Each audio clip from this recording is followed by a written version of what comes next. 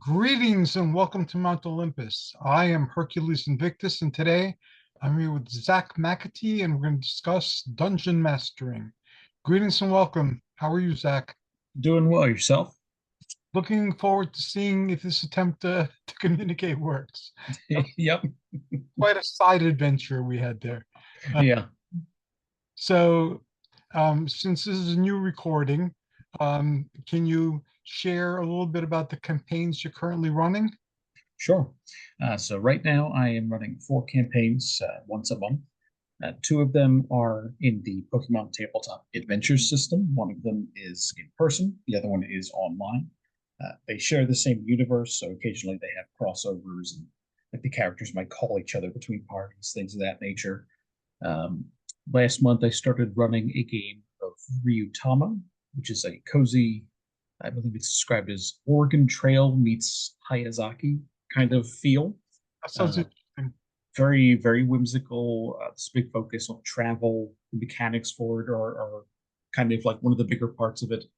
Um, so we're two sessions into that, and I'm hoping for that to go to 5 to 10 sessions. So that's been fun so far. And then we just had session, I think, 28 of my Legend of the Five Rings campaign.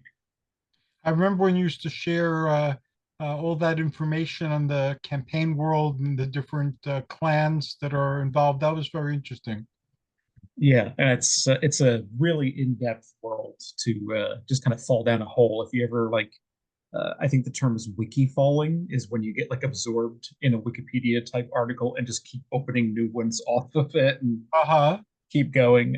L5R has a storied history, so it's really fun for that. And how much are the people who are in the game into the literature that creates the background world? From what I understand, I think they've read a couple of the like short fictions and stuff that the company posts on their website. A few of them have read one or two of the novels, which like I've gifted them some after they made characters. Where, oh, you made a character from the Scorpion Clan. Here's a little novella they did that focuses on the Scorpion Clan character, that kind of thing. Um, but I know that at least one of them, my friend Kyle, has also taken to like reading through histories for it. He has started watching other plays of it, and every once in a while he'd be like, "Oh, I didn't realize that NPC was a canon NPC, like the one that we met last session in your game. I didn't realize that was one that was in the writing because these people just bumped into this NPC." So that's been fun. Do you incorporate the stories in terms of like their veracity as real events in your campaigns? Do you follow any particular timeline with them? So I've been using a mix of so it's okay. L5R changed hands, I think, 3 or 4 times between different companies. And before the most recent company change, there was kind of like a lore reset. So I use bits from the timeline before that and mix it with stuff that they've put in like the new novels to try and make kind of like a hybrid timeline that gives us the most fun parts from both, I suppose. That sounds interesting. Do you share with your players what the background books are so that they can immerse themselves more in the timeline, or no? I've pointed them to specific articles, events, and that's like when I say that the history for this is storied, it's you can find articles for like here's a specific battle that happened between these two specific clans on this specific date in this year for this reason, and like the fans have really gone all out correlating all that information effectively. And so there have been several points where maybe a character in the session might reference and say like our relationship right now feels a lot to me like the stories my people have told of this battle or of this event, and then like point them towards it to read up on it and kind of see like, oh, okay, I see the parallels, I see how this touches. Um, I try not to do it too often because I don't want to quote unquote assign homework. I used to run a Thieves World game back when the game came out from Chaosium, and it had rules for all of the major role-playing systems that were around at the time. Yeah. So the characters had like tons of stats. In every chapter, there were new stats, and then in the products that they created, they upped it and so forth. And then there were the books. Eventually, there were, I think, a dozen anthologies and maybe a dozen novels or novellas. And some stories appeared in other formats as well. There were graphic novels and so on and so forth. So the games that I were running at that time, and this was a long time ago, um, took place in the world. So I had the chronology happened according to the book's chronology, Hmm. and nobody had to read the books. But if they did, they were more aware of what was going on in the greater world, and they understood who the NPCs that they were encountering, which were the characters in the books, were, Yeah. whether Yeah. they could be trusted or not trusted, and a little bit about their history. So that seemed to be very, very pleasant for everybody. And that campaign lasted for years, I remember. It's always nice when you can get that kind of reaction when like an NPC shows up, and either because they've read ancillary stuff or because they've met them once or twice or even just heard about them, that the players are like, "Oh my god, it's that guy!" You know, Uh-huh. it's always very satisfying to hear. Yeah, and it was fun too, and you could begin tying the stories together in unique ways and kind of filling in the blanks, and that was always fun too. And things that weren't really explained in the stories, the original stories, you could come up with an explanation for them, or events that were referred to but that weren't really fleshed out. You could create those events, so it was a lot of fun, and I enjoyed it a lot for many years. That's I think that's one of the most fun things about using the existing universe is finding something small, maybe a detail that only got a couple sentences or a location on the map that there's a name and a brief description and nothing of note really happened there. And then you can kind of decide what happened there or flush Right. out that event that people only reference half because it's so old, you know, like I like the depth it gives you to make it feel like a lived in world, but still give you the space to make your own stuff. Yeah, and for a while, the universes were being spat out on a regular basis. There were the Forgotten Realms and Eberron and Gray something with Dungeons and Dragons worlds, and it became difficult and expensive to keep track of everything. So I started settling on specific worlds and focusing my energies on those. Like I love Planescape because it incorporated the astral plane, and you can incorporate dreams and still have things happen on the waking universes of these game worlds, as well as the dream and astral projection parts of it. Yeah. So that's some of your campaigns. What other campaigns are you currently running? Those are the only four at the moment. Oh, Uh, okay. in the past, I've run multiple other Pokemon games. I think this is my fourth one at the moment, Wow. third or fourth. Um, the longest one ran for, I would say, 2.5 years, but we played probably like 4 nights a week. So Wow. that one was very like fly by the seat of your pants. It was my first campaign, so it was a lot of like almost every day I was doing some kind of prep work to try and hopefully like come up with something fun for the next session that evening, you know. Now, how did you first learn about role-playing games, and how did you first get involved with role-playing games? Yeah. So my cousin Harry was actually the person who introduced me to them as a concept. I hadn't really heard of them before. Like I'm sure I must have heard the name Dungeons and Dragons at some point. But after I started playing with my aunt and uncle in their board game nights, and Harry and I got to spend a bit more time together, he explained, you know, oh, I play D&D. It's this kind of game, and I wasn't ready to jump into it at the beginning for that kind of depth. So we started with a one-off of, I believe it's called All Flesh Must Be Eaten. Is like a zombie style game. And so what we did to keep it introductory, because a few of us, it was our first time like playing anything, was it's okay, you guys are you're here, literally, like we're starting here in this house, a zombie apocalypse has happened, you know, you guys know the town, what are you guys doing? And so like we did a little, I don't know, maybe 3 hour session of that as an introductory thing. And then, I liked it enough. I was curious enough that I was interested in trying to play a longer form game. So we made characters for 3.5 D&D. And then it was me, Harry was the DM, and initially it was just one other cousin and a family friend. So it was just the three of us as players. But then slowly, like as things went on, we added a few more people. I think at one point we got up to seven or eight players at the same time. Um, and I really loved the storytelling aspect in real time because I'd always read. Like reading was and I would say still is probably my number one hobby. And so the idea of being able to kind of live a story like that, I think that's what really captivated me about the hobby. I was first told about Dungeons and Dragons in the dawn of the hobby. It had just come out, and I was in high school, and some kids who knew that I was into mythology and also sword and sorcery invited me to play a game. So I asked them, "How do you play the game?" Well, they said, "Well, you could be a barbarian or you could be a mythical character, and then you role play using statistics." So that didn't sound very Yep. appealing to me at the time. Uh, so I passed. And then I heard about Dungeons and Dragons from some other people, and the red box had come out for Dungeons and Dragons. So I purchased the red box from, I believe, KB Toys or whatever was there before KB Toys, if KB Toys wasn't around.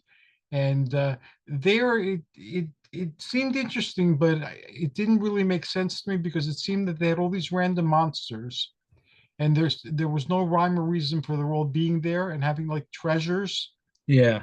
So if there were orcs and dragons and what do you call it, owl bears, why didn't they eat each other? Yeah. So I couldn't get past that. And then I started experimenting with it. And it wasn't until the Thieves World game came out from Chaosium that I understood that you could literally take any setting and create adventures in it. And that went back to my love of mythology and also um, my storytelling love. And I was able to create like mythic adventures aside from the Thieves World adventures. And that was the beginning of it. And I focused on characters and plot and the treasures, although important to the players, so a lot of the time, depending on the group that you had, weren't like why they were playing the story. Yeah. And I found out that kids and adults who played the games, who focused on just getting treasures, got bored very quickly and left the hobby because it doesn't get exciting to roll the dice. And if you found something or didn't find something, and if you found something, what is it? And if it was the main question and the only question, the game got pretty tiresome. But some people, that's all they wanted to do, like Monty Hall. I've had a few people in previous D&D groups who are very much like that, where they would kind of almost zone out for anything that like wasn't combat, for example. And Right. during combat, they would tune in, and to them, it was about like, how can I make my character like optimized the best? How can I do the Hmm. most damage? How can I be the most effective? But then for all like the RP stuff and the exploration, they kind of like took the back seat and kind of, you know, sat there. Like they were never rude. They never did, but like they were clearly there for the more crunchy, like I'm rolling big numbers and hitting things aspect. Yes, yes. People get into that, and I noticed that people started really caring about their characters and what their characters were doing between adventures, and they made sure that they got good rooms and inns for their Mm-hmm. characters, and played out a lot of different details. People would get very upset if something happened to their characters, so that was very interesting to watch. And I was working in the therapeutic field at the time, and I noticed that role-playing games had therapeutic uses. Like there was one person I had in my vocational program, which was like a pre-vocational coffee shop. Mm-hmm. And I was told he couldn't talk, that he can say his name and he could say yes and no in a few words. But I found out that he liked reading Marvel Comics, The Hulk and The Thing. So on a hunch, it's like I told him about role-playing games, and there was a TSR game back in the day, and TSR published Dungeons and Dragons about Marvel superheroes. So I brought that in and taught him how to play the Thing. And I was surprised because he couldn't talk and he didn't talk, but the Thing could talk when he was the Thing. Yeah, Then I had him do the Hulk, and the Hulk could talk when he was the Hulk, and he played the roles appropriately. So I brought it up to his therapist, that he can talk through these characters. So I worked with him on that, and it took a good year, but eventually he became comfortable talking as himself, beyond that's like the first few fantastic. words. Yeah, so that showed me the power of these imagination games, these interactive stories, and there were also people experimenting with Dungeons and Dragons and other fantasy techniques, and I attended a workshop where they were talking about projecting yourself like into rocks or into necklaces, and then talking about the item that you imagine yourself into, and showing how different people will pick up on different things and explain things different ways. And I started paying attention to what people did when they chose characters. And I found that generally, not 100% of the time, but most of the time, people either picked idealized self or shadow. Yeah, So they picked, what they ideally wanted to be. So like I've been dungeon master forever, and I've only played like 3 times. And when I wasn't the mythical Hercules, I played a barbarian, and that was it. But other people weren't dungeon masters and they wanted to play. So I noticed how they were whatever they ideally wanted to be, or they were something that they could never be, like a thief. There was one very religious woman I worked with who made herself into like a princess working in a brothel. So again, it was very interesting how these characters interacted with the psyches of the people playing. And I've never given up on the hobby. Like sometimes the audience's age groups and interests vary, but this has been the one consistent hobby aside from reading that I've kept throughout my entire life. and it's I think that brings up a good point too. Is that I've read studies that they're trying to basically understand what makes people more empathetic. And similar to how you were just saying with RPGs, kind of letting someone see the world through someone else's eyes as a kind of first step to opening up themselves, they Hmm. found that reading was actually one of the most effective ways to build empathy. Because a lot of the time, reading is putting yourself in someone else's shoes, seeing the world as someone else sees it. And so I definitely see how the active story has the same effect as that passive story of reading something, but then acting it out in the same way. You're getting to imagine the world through someone else's eyes instead of reading it and being told it by someone else.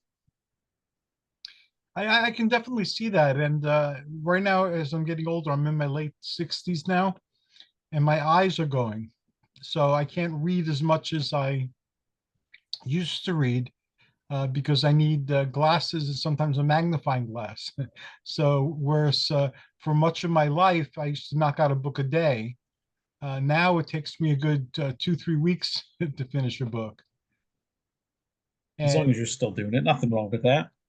yeah, no, I'm not going to give up on that because I enjoy that too. And that's opened up very many worlds and very many different perspectives. And also the power of the story is such that you see that a lot of your life as you're living it is a story you're telling yourself. Or if it isn't a story you're telling yourself, it's a story you picked up from your family, from your background, from your religion, from your ethnicity, from a bunch of different places. You could have picked up elements in it, but we live out stories, and as we go through life, we eventually find new stories, and the power of a story to redefine us and our place in the world and how we view the world and the people in it is profound. There was actually a very relevant quote. Um, so L5R has been putting out some short fictions because they just released another like source book. And one of the short stories focused on a trader who specialized in trading books. And so I saved this quote on my phone because I liked it so much. She had always been an accumulator of stories, even from a young age. In her view, the world was composed of them, and every person a collection. She made friends easily, eager to hear even the dullest anecdote and add it to her growing assemblage of tales. Stories, she believed, were how people made sense of the world, even if they didn't know it. I agree 100%. An easy example of that that I guess most people can uh, identify with and see how the mechanism works is some people feel victimized. So whatever is happening to them, regardless of how somebody else might see it or interpret it, to the person who's invested in their victimization, it becomes a story of victimization. And not that it's not, but it's not only. Yeah. And then other people seem to be happy all the time. So regardless of what happens to them, no matter how terrible it might seem to somebody, they're able to shrug it off. Now, in both cases, the people have to deal with the consequences of the things that's happening to them. But it makes a world of difference if you see it as just, oh, something I got to deal with, no big deal, or it's the end of the world as I know it. And that's just a story. That's just a belief. That's something you tell yourself is true. And what we believe, what we tell ourselves, colors and makes us interpret the world in certain ways. And it's, I think, building on that too, they say that the first time you remember something is the most true to what happened, but then every other time from that, you're telling yourself a story.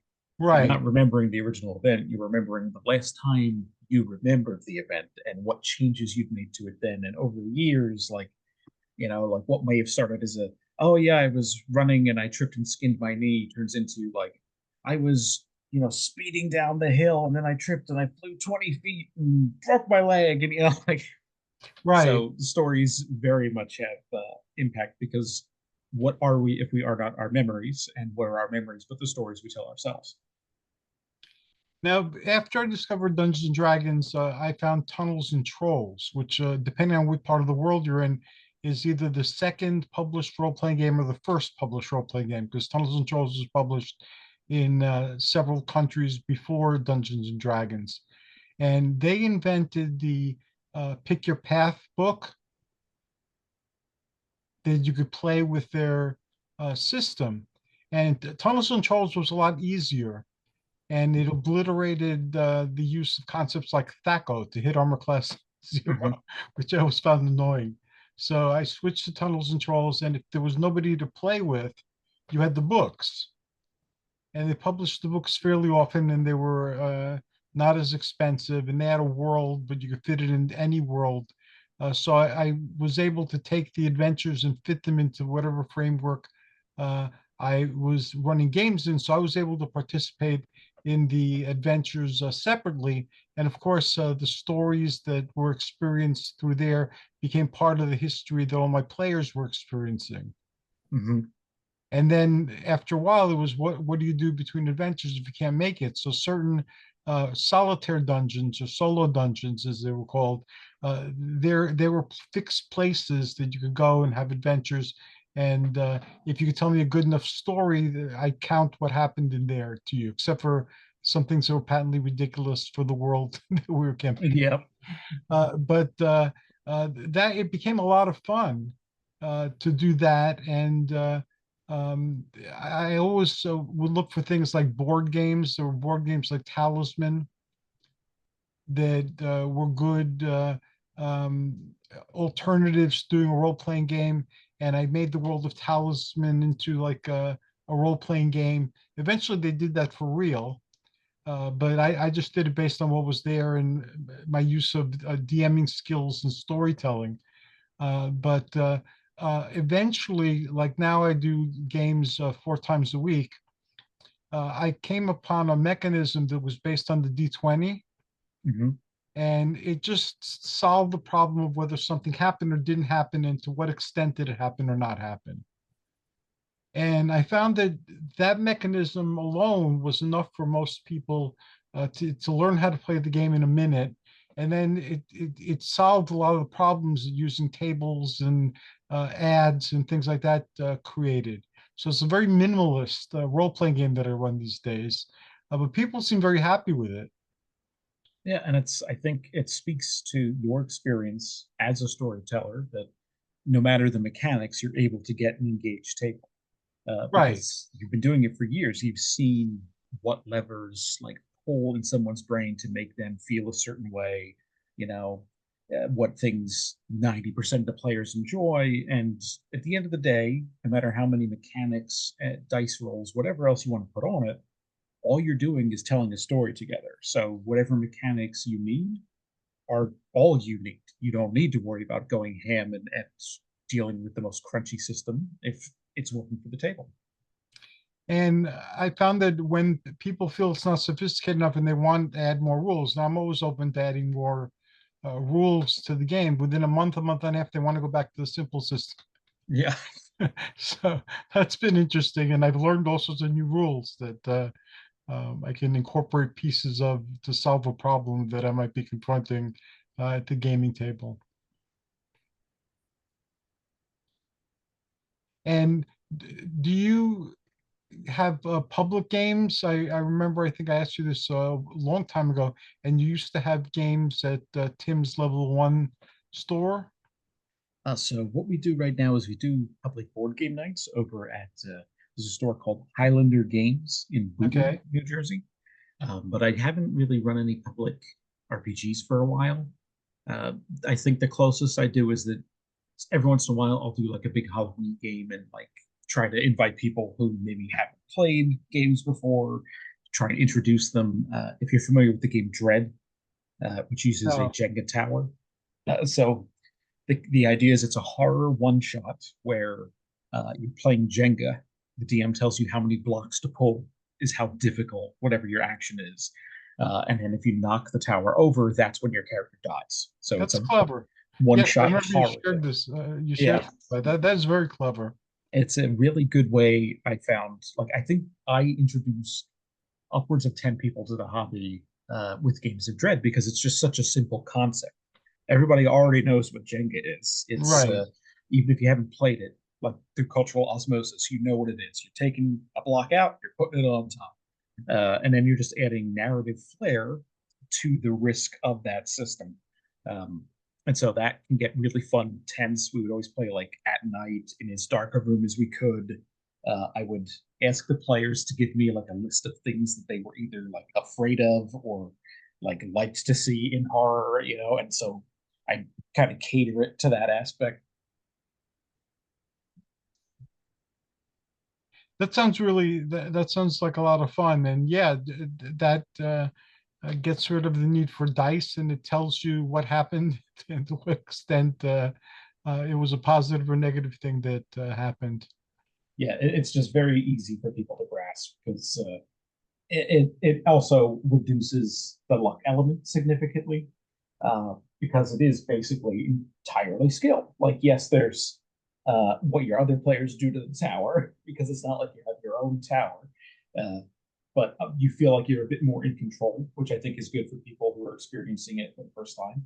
It doesn't feel as capricious where it's I rolled low maybe every roll on my first session trying something. I might come away with a bad experience, thinking, well, this is not fun if it's just all luck and I always roll badly. But with Jenga, people can only be mad at themselves or the other people playing Jenga. So You shook the table. yes, there's like rules where it's like everyone needs to remove their hands from the table when someone's doing impulse so that nobody can knock it over. Um, Did you fun, ever fun have game. to do I've been playing in the hobby for 45 to 50 years, since its inception. Uh, and I always like leave the stories as part of a history. So everything that happened, whether it happened in Mythic Greece, in the Hyborian age of Conan, in the time of the Norse Vikings and Thieves' World. All the stories connected over the years, regardless of the people that I was playing with, and there was like a whole big story. But I found maybe 15 years ago or so, or a dozen years ago, I had to do like comic book companies do like a Crisis on Infinite Earths, Oh, nice. where nobody has still been around for like 45, 50 years that I played with, but the stories lived on. It just got too burdensome. And I had also notebooks full of notes and things like that. So I did a crisis, I called it the Time Wars. Hmm. And we played the Time Wars out for like a year and a half. And it kind of just like, it kept some of the best elements of some of the games, but a lot of the details didn't have to be there anymore. And now Yeah. that's getting pretty heavy too. And it hasn't taken 35, 40 years to get it that heavy. So I might have to do another crisis when these stories reach a certain point where I could pull it off without uh, disappointing or disrupting the players who are currently playing in the stories. Yeah, yeah, and it's always fun when you can pull from your own mythology, and especially if any of the players recognize it, I think that always makes it more fun. One of the things that I do like is I've had this group. I started out doing games at their homes, and then now again I'm getting older and my balance is off, so I can't handle like long flights of stairs and things. Hmm. So people come to my home once a week and I run the game. And they started out as first level characters like maybe 4 or 5 years ago, and now they're demigods, and one of them became a god. And we've gone through most of Greek mythology. You know, they've been on the Caledonian boar hunt, they've been on the expedition of the Argo, they've been to Olympus, they've been down to Hades. So that's the most fun I've had with the story because I love Greek mythology. Yeah, And here these kids have been in Greek mythology for a big chunk of their lives, and they're really a lot of fun to make stories for. and it's I think probably for me the biggest sign that you're doing something right as far as DMing games is overhearing the players outside of the game talking about the stories and reminiscing on things, or Yes, like thinking about like, what are we going to do with this? We got to make a plan, like because it really just shows that they are so bought in that to them this story matters, and I think that's probably the biggest compliment that you can get as a DM. when we had the store in Pennsylvania and we used to sell games in the store, it was called the Barbarian Bazaar. Nice. And then when we moved to New Jersey, we renamed it the Olympian Marketplace. But we used to get kids who used to play in my library games, and they were adults now and they had families, so they'd stumble onto the store, and then they would tell their kids or tell their girlfriends or wives about the times that they accompanied Jason on the voyage of the Argo, and nostalgically tell the stories, and you could see from the expression in their eyes and their voice that they really enjoyed and they remembered these games very fondly. So that was very great. It's a living legacy. What do you think the future of role playing games will be?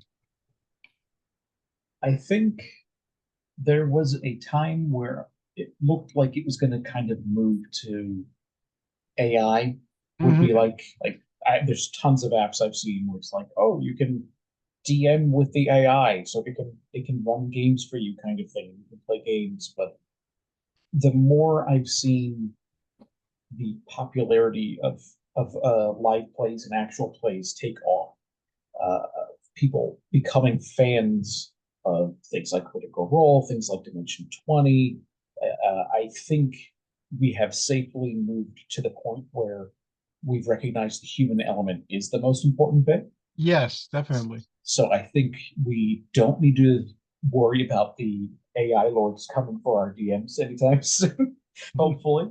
Um, but one of the more positive things I've seen is that it's become a much more open and welcoming world for all sorts of indie RPGs. And anybody with an idea for a system, for a module, whatever, it's become so much more empowering in the aspect of getting that stuff out there to other people. Even if it's not for money's sake, even if it's just for people to just look at and, whatever, it's become more and more of, I think, a welcoming community in that aspect. And I have hopes that that will continue to grow as the future comes on. Yeah, I hope so too. For a while, it looked like the RPGs on game consoles like PlayStation and Xbox were the future, and then people were doing it online on Discord. I never went on Discord, but I've heard a lot about Discord.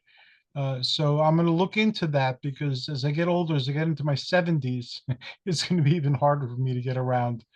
So Yeah. I have to do the games online. I tried a sample game on Facebook, and the model that I used was the old play-by-email games. Mm-hmm. Because back in the day, before computers were all over the place, they had play by regular mail games, and then it became play by email. So I brought that model into Facebook, and I ran a couple of adventures in Greek mythology, and I had a steady group of people who played for very many months. So I'm thinking of doing a free one again on Facebook, and then from there, if there's interest, building it into something that I do in a more regular basis, and then I won't need to worry about stairs or uh, Yeah. any other challenge to my balance. So something similar to that I would recommend is look into the idea of like making an RPG forum. I That's one of the ways that I got into the hobby after my cousin like introduced me to it was Uh-huh. we used to have, I think it was proboards.com, where you could just kind of make your own forum. And so people would make role-playing forums where it was the same thing, but it was faster because it was just posting and responding to other people's posts immediately. And I think they probably still are popular. I haven't looked for one in a while, but it's basically the same concept, just potentially with a wider audience and quicker response times. Hmm. And that might even be a fun way to try and play some, because it's a lot easier to commit to playing in something of that nature than it is to something where you have to like make a whole character and go somewhere or meet up a certain time every day. If it's just, oh, I can just go in the thread, see if anybody responded to me or see if there's anything that I think my character would respond to. I had them. I gave them like a week for each round or each turn when I did it on Facebook. So I would check the responses every day, and if somebody posted something within the week, I would respond. And everyone saw what the response was. And if there were questions or something that wasn't clear, I would use the personal message function. But we had some pretty comprehensive and fun adventures. And if they didn't respond within the week, it was basically what would they likely be doing based on what type of thing they've done before. Yeah. So it was uneventful for them. Nothing consequential happened because I know people get very upset if you do something consequential with their characters when they're not running their characters. Yep. So anyway, I'll keep you posted on that. Yeah. And you are really creative and you're very um, loquacious and erudite. And I said this when I first started communicating with you. I really think there's a gaming book in you, a gaming book with like 400 pages. Yeah. I've been thinking about it. I've thought about that. I've thought about potentially like maybe making a YouTube channel and kind of talking about like, my kind of tips and everything on story building stuff. But I don't know, maybe it might come out one day, but I don't think I'm quite there yet. Well, just I'm not going to suggest you do anything you don't want to do, but if you just start, sometimes it becomes easier. Uh, I Yeah. I talked with one of my guests about my writing. I published in a bunch of like low circulation magazines and some high Hmm. circulation magazines as well, but I hadn't really published anything in book form. And then the guest suggested I write for anthologies.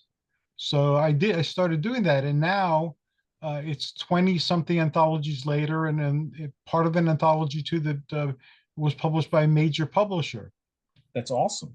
And so whatever resistance I had to getting published, the anthology work kind of did away with it. Now again, because I'm 67, I'll be 67 in my next birthday, and I'm lacking in a lot of the mobility that I had before. I'm thinking, hey, I have the time. Maybe I'll find the inclination to actually stop writing short chapters and start working on a book. It's never too late, I feel No, like. it's not. And that's I really enjoyed when we did the game Artifact that we did via Yes, email. That was fun. I had a lot of fun with that. Did the life that was given to characters and items in the game survive into role-playing games, or did it branch out, or was it just a relic or an artifact of something we did? For now, it's a relic, but I'm hoping when I eventually get around to that style of fantasy game Hmm. that I can work stuff like that in. That's I've never run D&D. I've never run standard like medieval fantasy style games. It's one of those things where like yeah, that's how I started with the hobby. I've just never run them. I don't know what it is. There's just kind of like an intimidation block or something where I'm like, oh no, it's the big one. I can, you know. Yeah, I've run in the heroic fantasy genre, everything from high magic to really low magic like sword and sorcery. And I love mythology the best, and also like science fiction. Hmm. So I've done like Star Trek, Star Wars, and back in Pennsylvania when we had the Barbarian Bazaar, we used to have a game every week that people could come to in the back room. And two of the campaigns were Die Gungan Die and Whoopee Holocaust. So that was a lot of fun. And there were a lot of shows that were on TV that were no longer playing. So we incorporated characters from those shows and professions and situations from those shows. It was a lot of fun for while it lasted. It lasted for I think like half a decade or so. Nice. That's something that you might be interested in. I've only done a couple solo like RPGs. Like nowadays, they mostly call them journaling RPGs. Okay. Um, but I've only done the first entry in it, but I found one that is I think right up your alley. It's called Deify, and the idea is you're charting the history of a god from when it was birthed, like when the first like worshiper kind of brought them to light to when everyone has forgotten them. So it's very similar to Artifact, where it was you're starting with the thing is its birth and its height of power, but then eventually it declines to the point where it's like useless, where it's gone. So in this one, the idea is like you're drawing tarot cards to go off like a prompt list and say, oh, okay, like who is your first champion? Like who's the person who founded you? And you pull out prompts and then like write a little entry or, you know, okay, now the next step in your journey, you reach the point where you draw one that says people have started to argue about what you stand for, and you are now splintering into different gods. And like, what does that look like? I think it was only like 30, 35 bucks. It's a nice hardcover book. Think I have that. When you said deify, I remember coming across it when I was I'm trying to find homes for a lot of my role playing games, and I sent Tim a list of things that are Yeah, seeking homes. And when I was looking through the different games, deify was one of the games. I'm like 90% sure I have it, and I looked through it, and I wasn't able to devote that amount of time to it right now. But it's definitely something I didn't want to get rid of. yeah. And it's I just reading through one now where it's funnily enough, it's you're making a podcast. The idea is it's kind of like a Twin Peaks X-Files esque thing where you've Uh-huh. moved to a town where you're like, I know that there's a conspiracy here and there's all sorts of stuff happening. And so the structure of it is that you spend some time navigating the town, coming up with names for locals, for areas, like picking up clues to this conspiracy or monster that you think is behind everything. and each episode ends with like you either writing the script or recording a podcast. So it's just like it's fun to see how they're changing with the times like that, where it's no longer just you're writing to yourself in a journal kind of thing. Sounds like my real life. Yes. That's Yeah. that one. I think it was called All Night Breakfast at the Midnight Owl. I think, and like Oh, very cool. the diner is the Midnight Owl, and it's like somewhere in the Pacific Northwest, and so it's like the owner of the diner is renting you a room, and whenever you're done researching, you kind of come back to the diner to like put everything together for the podcast. Yeah, when I was again more active and around out and about, some people in town had given me their files on all the weird things happening in our town. So I have that someplace, but I haven't been able to follow it through beyond interviewing people on the podcast. Yeah, yeah,